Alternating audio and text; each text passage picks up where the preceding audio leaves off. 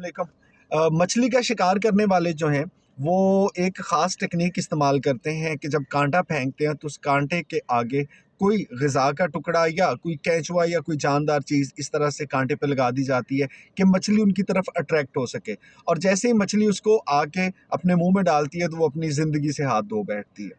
अब इसको modern language में जो कॉन्सेप्ट है उसको बहुत सी जगहों पे इस्तेमाल किया जाता है, लेकिन आप और मैं हम बहुत मरतबा इस तजर्बे से गुजरे हैं कि ऐसे ही फेसबुक पेज स्क्रॉल करते हुए अचानक से एक न्यूज़ आपके सामने आती है और किसी भी बड़े बंदे का नाम लिख के लिखा होगा कि भाई फ़लाँ का ख़ानदान गम में डूब गया, उनकी ज़िंदगी की सबसे बड़ी बुरी खबर आ गई। आप फ़ौरन से क्लिक करते हैं, पता चलता है कि जिस शख्स का तज़किरा हो रहा था या तो ये कोई और बंदा है उस नाम से मिलता जुलता।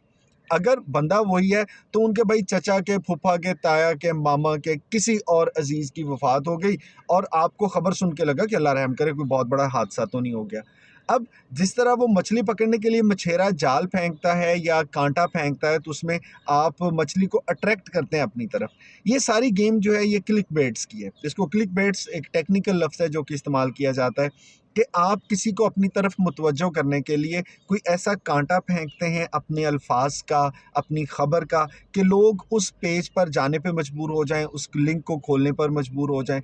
इसको पूरी दुनिया में एक मार्केटिंग टेक्निक समझा जाता था, लेकिन आजकल जिस तरह से पाकिस्तान में इसका इस्तेमाल हो रहा है ख़ास तौर पे इसको अनएथिकल भी समझा जा रहा है। और वो क्यों? क्योंकि आप एक ख़बर दे के लोगों को अपनी तरफ मुतवज्जह करते हैं और आपका मकसद सिर्फ ये है कि लोग मेरे उस वेबसाइट पर आ जाएं, और वेबसाइट पे आने के बाद चाहे उनको वो ख़बर सच्ची नहीं भी लगती तो कोई बात नहीं, एक बार जब वो आ गए तो जितने भी एडवर्टाइजिंग कंपनीज़ हैं मैं उनको कह सकता हूँ कि देखो कितने लोग मेरा पेज विज़िट कर रहे हैं और इससे मुझे इश्तिहार मिलेंगे तो पैसे मिलेंगे।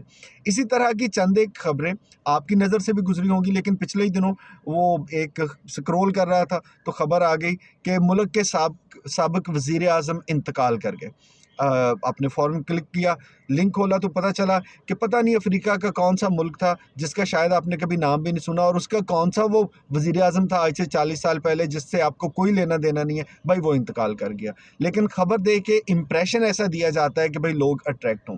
अब कमोबेश जितने भी हमारे बहुत बड़े-बड़े एंकर्स हैं, जितने बहुत बड़े जर्नलिस्ट हैं, कहीं न कहीं ये सारे काम लोग करते हैं कि क्लिक बेट्स को इस्तेमाल किया जाता है कि भाई आप ऐसा हेडिंग दे दें कि लोग फ़ौरन आपके पास आ जाएँ।